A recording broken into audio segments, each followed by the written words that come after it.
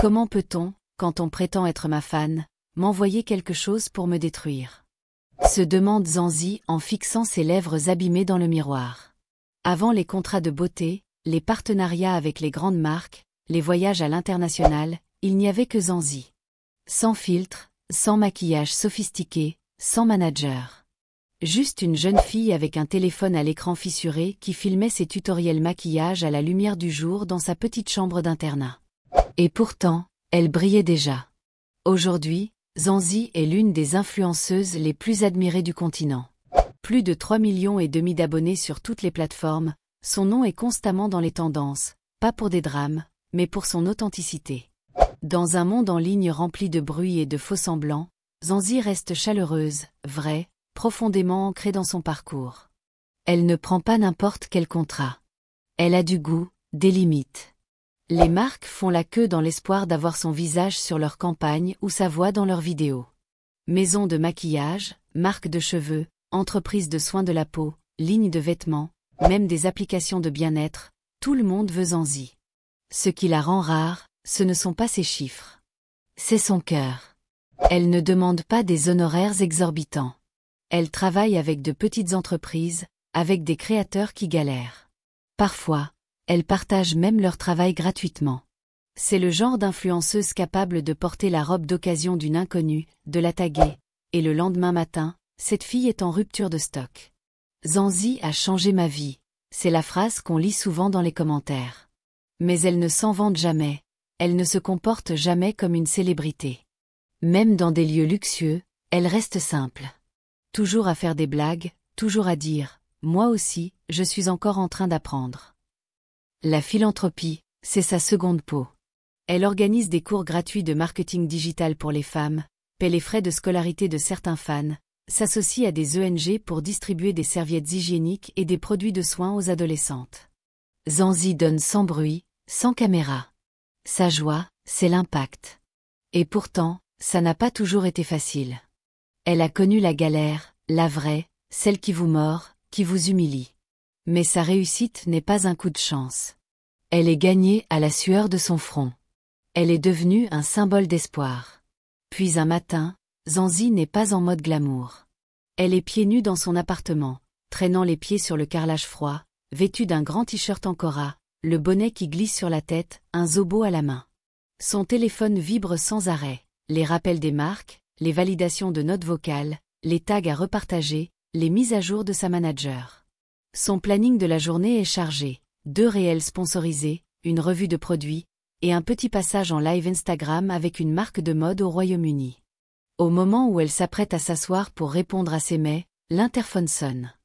Livraison pour Mademoiselle Zanzi. Elle fronce les sourcils. Elle n'a rien commandé. Elle descend quand même en croc et récupère le colis. C'est une petite boîte noire élégante. Pas de marque, pas d'adresse d'expéditeur, juste son nom écrit en cursive sur une étiquette blanche collée sur le seau. Ça paraît suspect, mais aussi luxueux. Elle retourne la boîte et aperçoit, en tout petit, en lettres argentées au bas, Vérolips. Elle cligne des yeux. Le nom ne lui dit rien. Elle ouvre prudemment. L'intérieur est doublé d'une fourrure blanche et douce. Au centre trône un unique tube de gloss, bouchon rose gold, contenant givré, élégant et minimaliste. Il semble presque irréel. Mais ce qui attire vraiment son attention, ce n'est pas le gloss. C'est la lettre pliée glissée dessous. Zanzi déplie lentement la feuille. L'encre est un peu bavée, comme si quelqu'un avait transpiré ou pleuré en écrivant. Cher Zanzi, tu ne me connais pas, mais moi je te connais. Je te suis depuis le tout début. À l'époque où tes vidéos n'avaient ni filtre ni éclairage, juste toi et ton talent brut. Je sauvegardais tes tutoriels et je les regardais les soirs où j'avais envie d'abandonner. Tu as été une lumière pour tant de gens. Tu ne t'en rends même pas compte. Je m'appelle Véronica, mais en ligne je suis Vérolips. J'ai lancé ma marque de gloss il y a environ 2 ans. C'est mon rêve depuis toujours. Mais on dirait que le monde ne veut pas me voir. J'y ai tout mis, mon temps, mes économies, mon cœur. J'ai envoyé des échantillons, supplié pour des féatures, proposé de payer pour de la pub, personne ne répond. Personne ne me donne ma chance.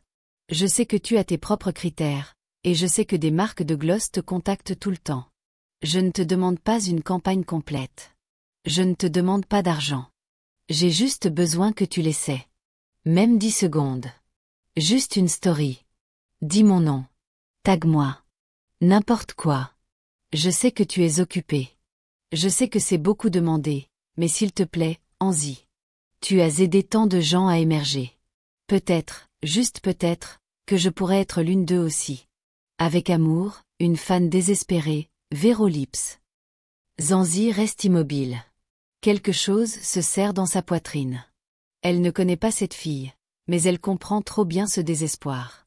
Elle a elle-même écrit des messages semblables autrefois, suppliant des influenceurs plus gros de partager sa page quand elle était invisible. Pourtant, une partie d'elle hésite. Aucun réseau social n'est indiqué, aucune description de produit, aucun détail. Juste cette boîte, ce gloss, et une supplication venue de l'ombre. Elle prend le tube et le tourne dans sa main. Formule épaisse, pas d'odeur suspecte. Le chimé est subtil, joli même. Son instinct lui murmure, ne le fais pas. Mais elle regarde autour d'elle, les plaques dorées qui brillent, la lumière douce sur son étagère beauté, le vision board au mur à moitié réalisé. Elle se souvient de la fille qu'elle était, affamée, invisible, qui cherchait juste une opportunité. Elle soupire profondément. Juste une petite vidéo, se dit-elle tout bas. Ça pourrait changer sa vie. Alors Zanzi se lève, attrape son trépied et commence à installer. Elle ne se change pas, juste une robe de chambre en satin et son visage naturel. C'est censé être une revue rapide, rien de trop sérieux, quelque chose qui disparaîtra dans ses archives quotidiennes. Elle appuie sur enregistrer. Salut la famille, commence-t-elle, la voix légère et chaleureuse. Je viens de recevoir un petit colis PR trop mignon d'une nouvelle marque qui s'appelle Vero Lips. Je n'ai jamais testé, mais l'emballage est tellement cute, et la lettre dedans m'a vraiment touchée. Elle montre le gloss à la caméra. Du coup, on va tester vite fait, on ne sait jamais, ça peut être une pépite cachée. Elle sourit, dévisse le bouchon, sort lentement l'applicateur. D'abord l'odeur, sucrée, presque trop, comme des fraises trempées dans quelque chose d'artificiel. Elle balaie ça d'un revers de pensée. Ses abonnés vont aimer l'esthétique, et le chimé est doux, élégant. Elle applique un premier trait sur la lèvre inférieure. C'est fluide, ça fond comme de la soie. Ok, dit-elle en claquant des lèvres et en se penchant vers la caméra. Ça fait vibe de fée, j'aime trop la texture, c'est. Elle s'arrête net. Une brûlure aiguë traverse ses lèvres. Son sourire vacille une seconde, mais la caméra continue. Elle se racle la gorge. Désolé les gars, je crois. Sa langue devient lourde, presque gonflée. Les coins de sa bouche tressaillent. Attendez. Elle recule du trépied, cligne des yeux rapidement. Son reflet est encore visible sur l'écran de contrôle. C'est là qu'elle le voit. Ses lèvres, autrefois rose doux, sont maintenant d'un rouge vin profond. Pas brillant, pas joli, ça déborde sur la peau. Son visage commence à bouger tout seul. D'abord des tics autour de la bouche. Puis sa joue gauche se contracte de façon anormale, comme si quelque chose tirait de l'intérieur. Ses sourcils s'arquent, pas par émotion, mais par autre chose, quelque chose d'étranger. Son sourire se recourbe encore, mais ce n'est pas elle qui le commande. Elle ne peut pas l'arrêter. Ses yeux s'écarquillent, sa respiration devient courte. Il faut que je coupe la vidéo. Couper la vidéo, murmure-t-elle en tâtonnant avec son téléphone. Mais ses doigts tremblent. L'écran devient noir. Elle court jusqu'au miroir.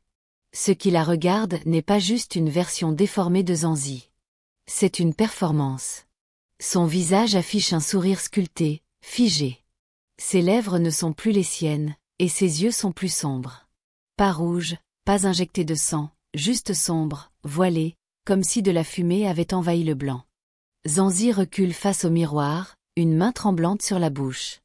Ça ne sert à rien, ses lèvres restent incurvées dans ce même sourire contre nature. Pas doux, pas chaleureux, fixe, comme une sculpture de cire. Sa mâchoire lui fait mal à force de tension, mais elle ne peut pas la relâcher. Elle passe de l'eau froide dans ses paumes et s'asperge le visage. Une fois, 2 fois. Rien ne change.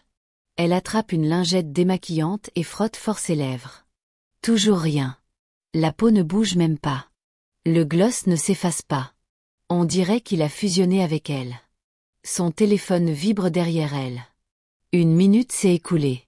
La vidéo s'est automatiquement publiée en story. Ses millions d'abonnés réagissent déjà. Elle essaie de crier, mais sa mâchoire refuse de s'ouvrir. Paniquée, elle titube jusqu'à son téléphone. L'écran s'allume de notifications avant même qu'elle ne le déverrouille.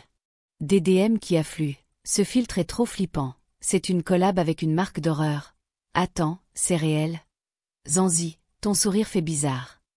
Elle ouvre Instagram. La vidéo de 60 secondes est en ligne. Sa story a déjà plus de 120 000 vues en moins de 20 minutes. Son cœur bat à tout rompre. Non, souffle-t-elle en reprenant son téléphone. Ce n'est pas possible.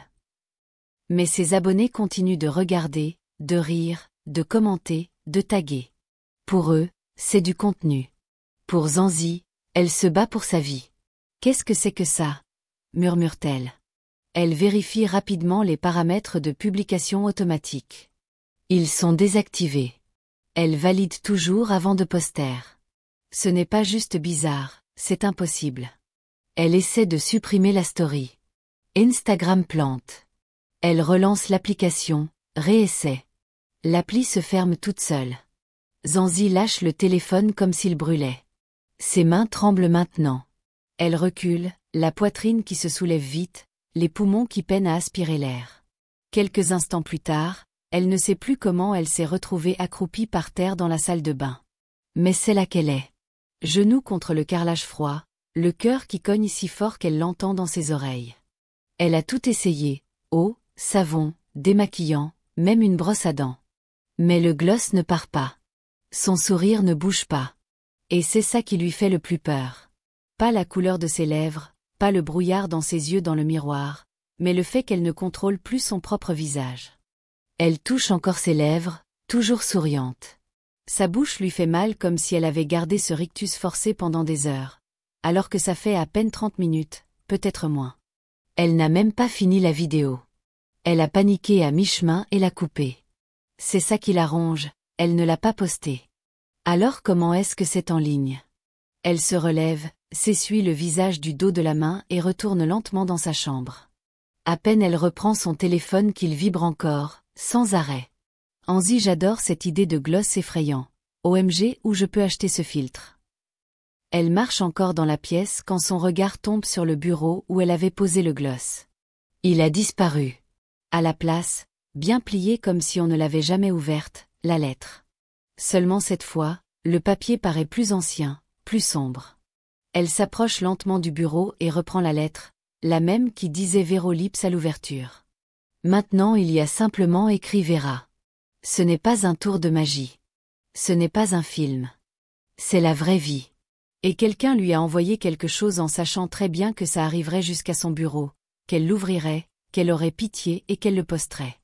Zanzi allume son ordinateur et tape dans la barre de recherche, Vérolips plus Vera plus marque de gloss Nigeria. Rien d'utile. Juste des pages maquillage et de vieux articles sur comment lancer une entreprise de cosmétiques. Elle fouille plutôt ses DM. Rien d'une Vera qu'elle reconnaîtrait. Puis elle se souvient du mail qui confirmait la livraison.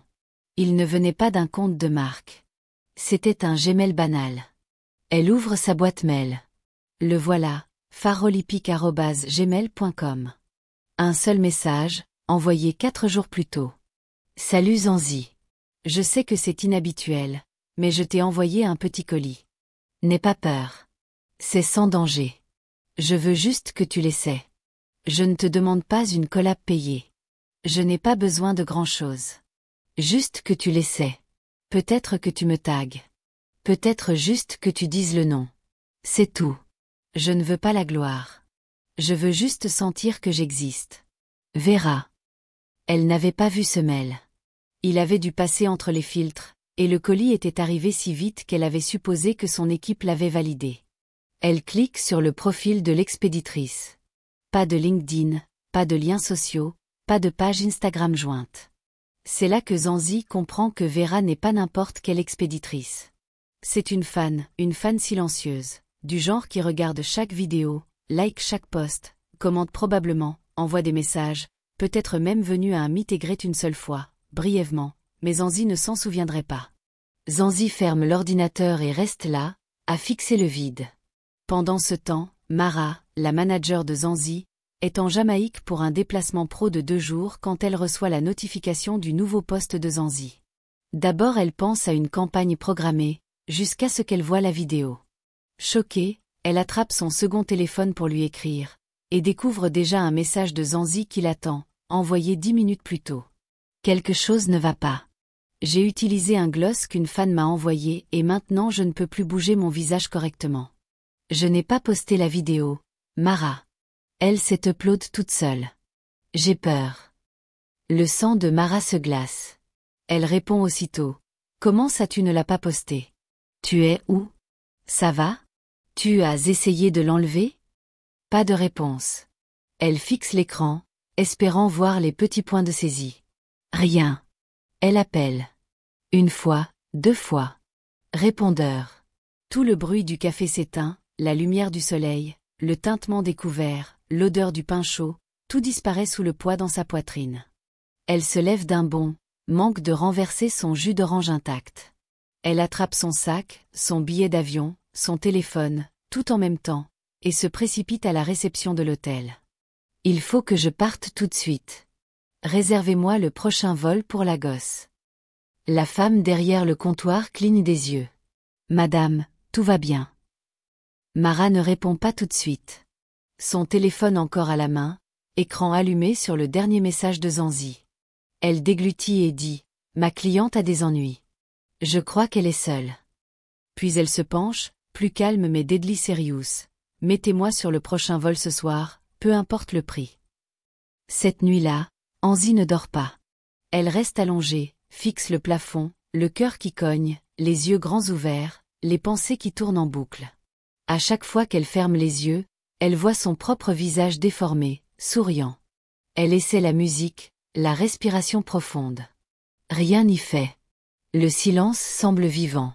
Son téléphone vibre à côté d'elle, mais elle a trop peur de regarder. Le lendemain matin, vers 9 heures, on frappe à la porte. 3 coups secs, urgent. Zanzi ne répond pas tout de suite. Elle est toujours assise au bord du lit, les yeux écarquillés, le téléphone retourné à côté d'elle comme s'il l'avait trahi. Sa respiration est courte. Tout en elle vibre. On refrappe, plus fort. Zanzi, c'est moi, Mara. Ouvre, s'il te plaît. Elle se force à bouger. Ses jambes sont lourdes quand elle va ouvrir. Mara entre immédiatement, le visage rougi, sac d'ordinateur sur l'épaule, cheveux attachés en chignon désordonné. Elle pose un seul regard sur Zanzi et son expression change. Jésus, ça va? Zanzi hoche juste la tête, les lèvres entr'ouvertes comme si elle voulait parler mais que les mots ne viennent pas. Assieds-toi, dit doucement Mara en la guidant vers le lit. Raconte-moi tout depuis le début. Zanzi inspire et raconte le colis, la lettre, le gloss, le poste automatique, les tentatives ratées de suppression, les DM. Mara écoute sans l'interrompre, les yeux plissés, déjà en train de taper sur son téléphone. La vidéo ne se supprime toujours pas. Zanzi fait non de la tête. J'ai tout essayé. Mara prend le téléphone de Zanzi et tente elle-même. Même bug. La story refuse de partir, l'appli freeze au même endroit. Elle fronce les sourcils. Ok. D'abord, on coupe l'accès à toutes les applis tierces liées à ton compte. Ensuite, on change le mot de passe. Je contacte aussi directement le représentant Instagram. Zanzi hoche la tête en silence. Ils veulent me détruire, murmure-t-elle. Mara lève les yeux. Non, ils veulent te provoquer, te faire paniquer et réagir publiquement. C'est ça qu'ils veulent. Ne leur donne pas. Zanzi hoche encore la tête, fixe le tapis sans le voir. Mara baisse la voix, et après, on disparaît quelques jours. Pas de post, pas de stories. On laisse respirer. Mais le gloss, dit Zanzi tout bas. Il est toujours sur moi. Mara se tourne, les yeux plissés. Comment ça? Zanzi lève enfin les yeux, la voix à peine audible. Je l'ai lavé, frotté. J'ai même utilisé de l'eau micellaire et du baume démaquillant. Il ne part pas. Mara s'avance. Montre-moi. Zanzi hésite, puis tourne le visage. Mara se penche, son expression change. Ce n'est pas du résidu. Alors c'est quoi? Demande Zanzi. Mara recule lentement. Je ne sais pas. Elle reste silencieuse un moment, fixe les lèvres de Zanzi comme si elle essayait de résoudre une énigme jamais posée. Puis sans prévenir, elle sort son téléphone et compose un numéro. Tu appelles qui? Demande Zanzi, la voix douce, presque effrayée de rompre le silence. Tante Yami, répond Mara. Elle est esthéticienne herbaliste diplômée. Du genre ancienne école qui croit encore à l'esprit, à l'âme et aux soins de la peau. Zanzi hausse un sourcil. Genre herbe locale et bol fumant. Exactement, dit Mara en marchant déjà vers la fenêtre. Et c'est la seule en qui j'ai confiance quand quelque chose ne tourne pas rond. Quelques instants plus tard, elle raccroche et regarde Zanzi. Elle a dit de venir tout de suite. Zanzi n'a pas la force de poser plus de questions. Elle attrape juste son hoodie, met ses lunettes de soleil et suit Mara. Elle roule en silence à travers la ville, passant devant des panneaux publicitaires où le visage de Zanzi sourit, la narguant. Ses lèvres ne brûlent plus, mais elles lui semblent étrangères, comme si elles ne lui appartenaient toujours pas. Elle peut sourire maintenant, oui, mais il y a quelque chose de bizarre, une pression sourde, comme si quelque chose s'était posé là et avait laissé une tache que le savon ne peut pas atteindre. Au bout d'une heure environ, Mara gare la voiture dans une petite cour à Iluju. Le bâtiment n'a rien d'extraordinaire. Un bungalow blanchi à la chaux, des pots de fleurs sur les marches, une chaise bleue en plastique sur le perron.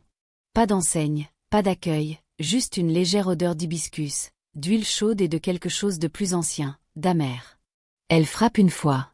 Une grande femme à la peau très sombre, la cinquantaine, ouvre la porte.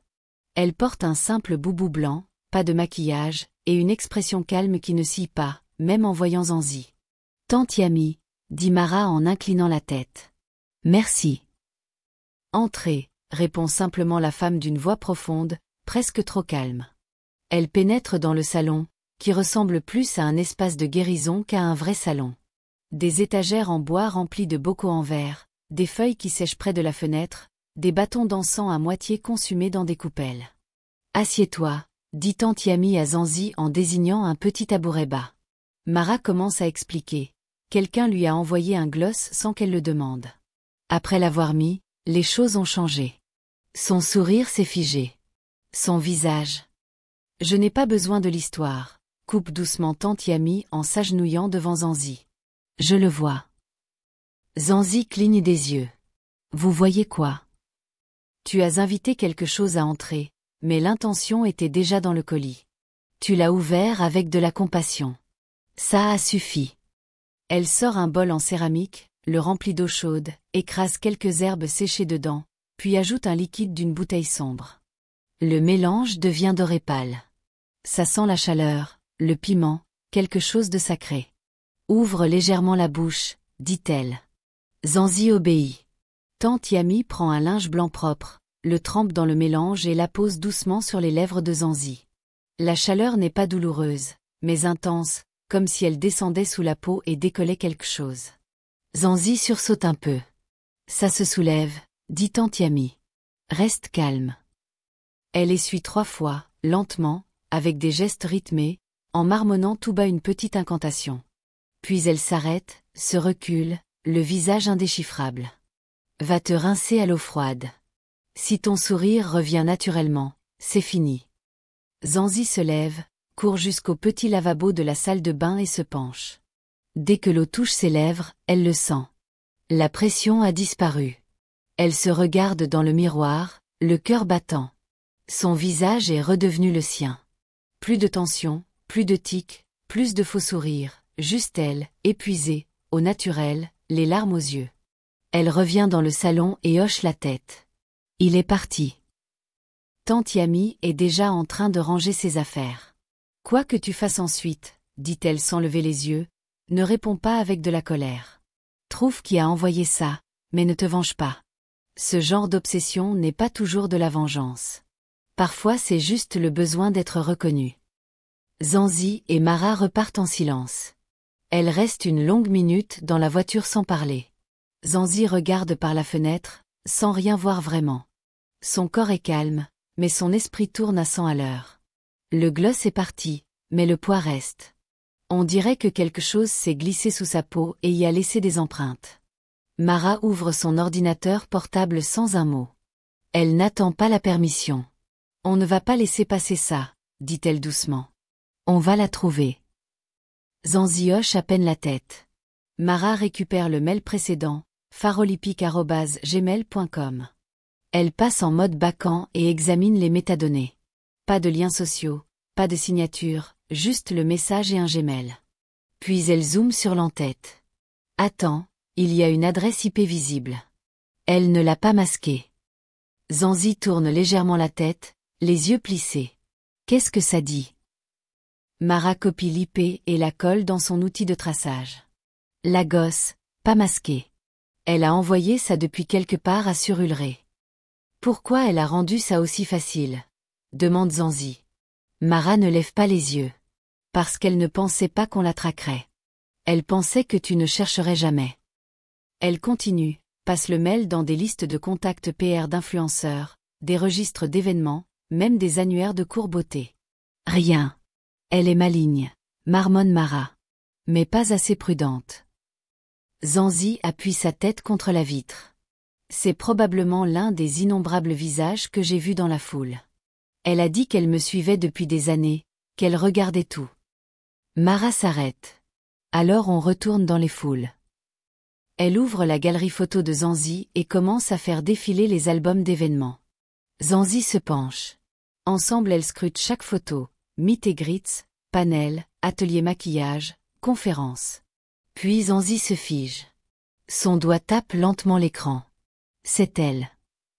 C'est une photo de groupe du Creatixé 2023. Zanzi au centre, mais tout à fait sur le côté, presque hors cadre, une fille mince avec un béret rouge.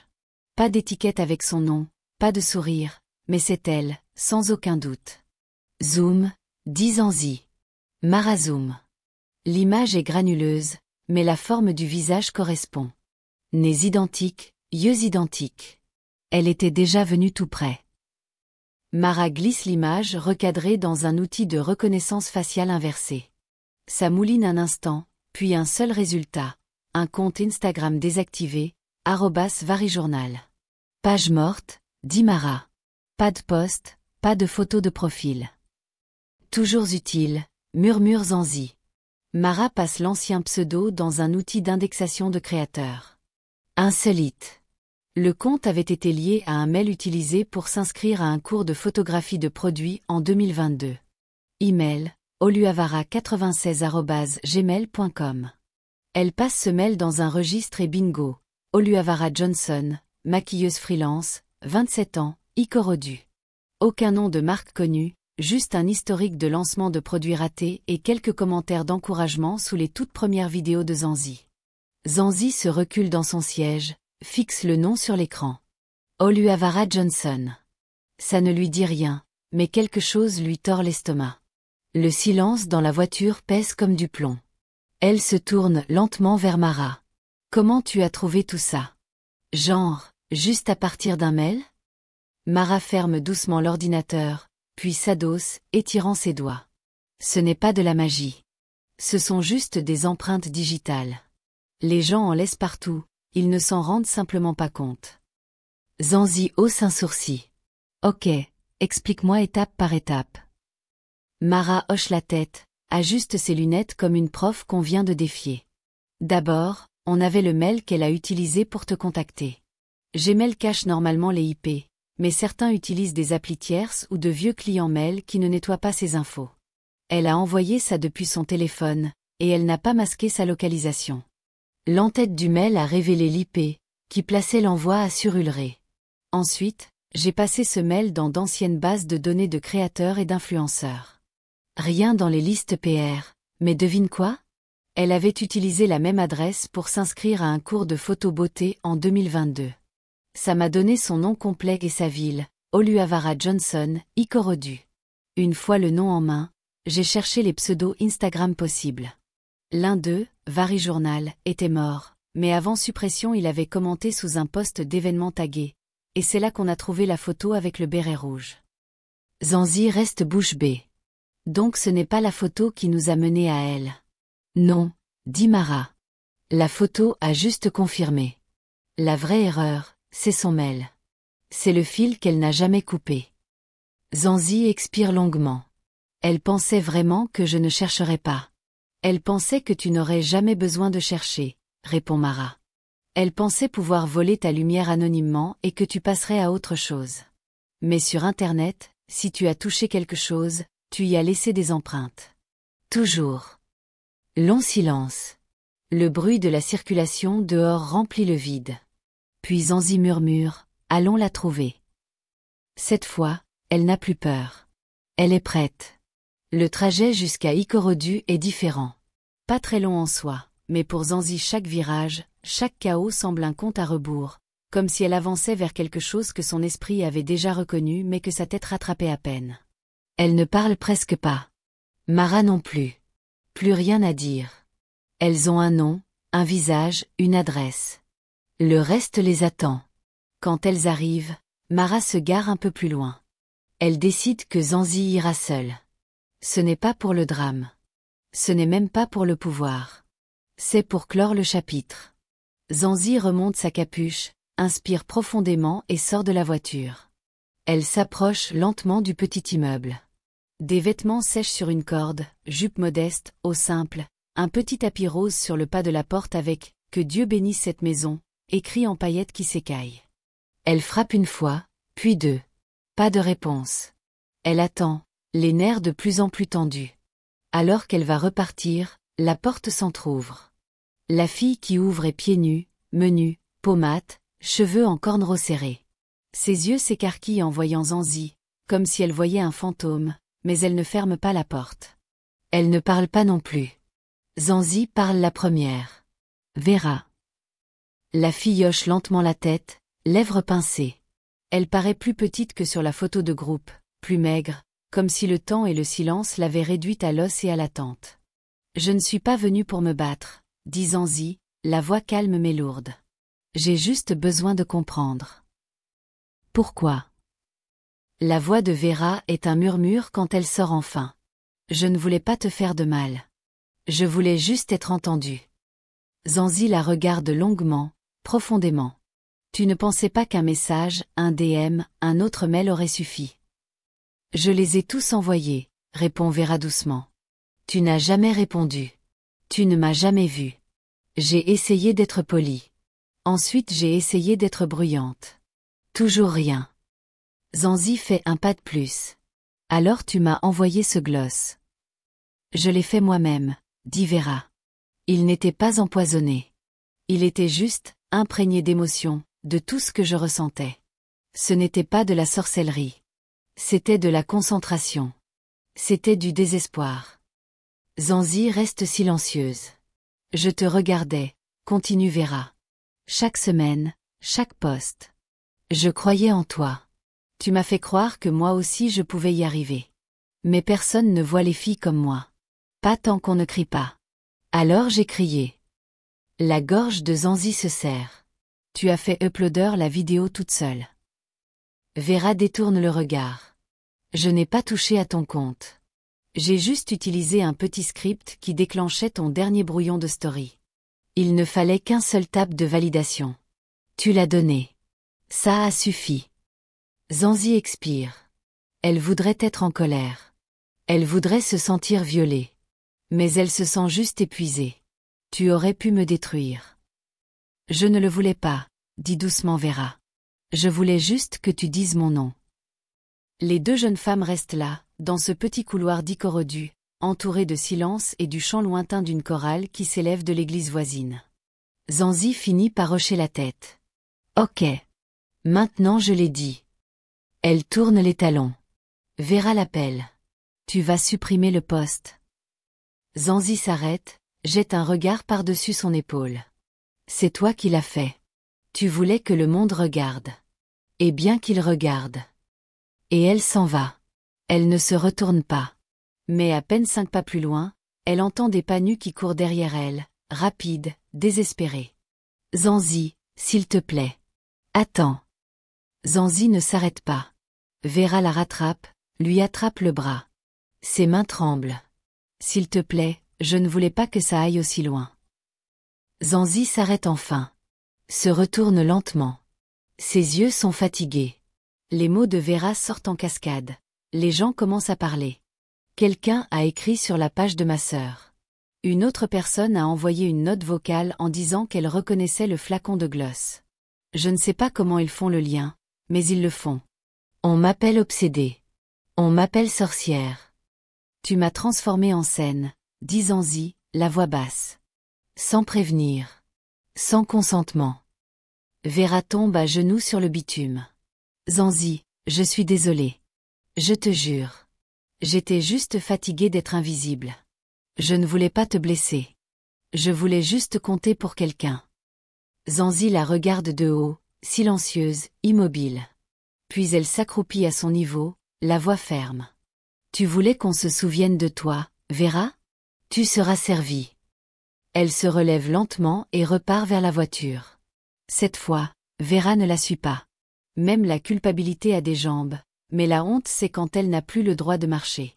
Et certains n'en ont pas besoin de hashtag pour devenir viraux. Ils se répandent doucement, à travers les regrets. Morale de l'histoire, à l'ère du numérique, tous les abonnés ne sont pas des fans, et toutes les opportunités ne méritent pas qu'on prenne le risque. L'influence attire l'admiration, mais elle attire aussi les intentions cachées. Avant d'accepter le moindre colis ou faveur, protégez votre espace. Vérifiez, enquêtez, prenez le temps de réfléchir. Un instant de gentillesse sans prudence peut devenir une vie entière de conséquences. Parce que parfois, ceux qui vous applaudissent en public attendent en silence de vous briser en privé. Préférez le discernement à la culpabilité. Merci d'avoir regardé. N'oubliez pas de liker, commenter et vous abonner.